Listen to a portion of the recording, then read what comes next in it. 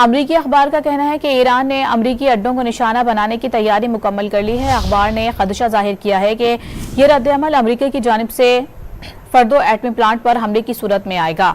اخبار نے یہ دعویٰ بھی کیا ہے کہ امریکی اڈوں پر حملہ عراق سے شروع ہو سکتا ہے۔ ایران آبنائے ہرمز میں بارودی سرنگیں بچھانے کی حکمت عملی اپنائے گا اور حوثی بحیرہ احمر میں جہازوں کو نشانہ بنائے گا۔ امریکی اخبار کا کہنا ہے کہ ایران نے امریکی اڈوں کو نشانہ بنانے کی تیاری مکمل کر لی ہے۔ اخبار نے خدشہ ظاہر کیا ہے کہ یہ رد عمل امریکہ کی جانب سے فردو ایٹمی پلانٹ پر حملے کی صورت میں آئے گا۔ اخبار نے یہ دعویٰ بھی کیا ہے کہ امریکی اڈوں پر حملہ عراق سے شروع ہو سکتا ہے۔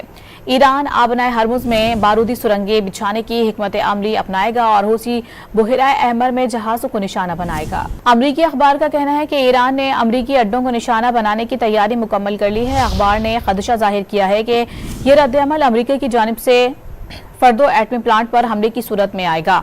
اخبار نے یہ دعویٰ بھی کیا ہے کہ امریکی اڈوں پر حملہ عراق سے شروع ہو سکتا ہے۔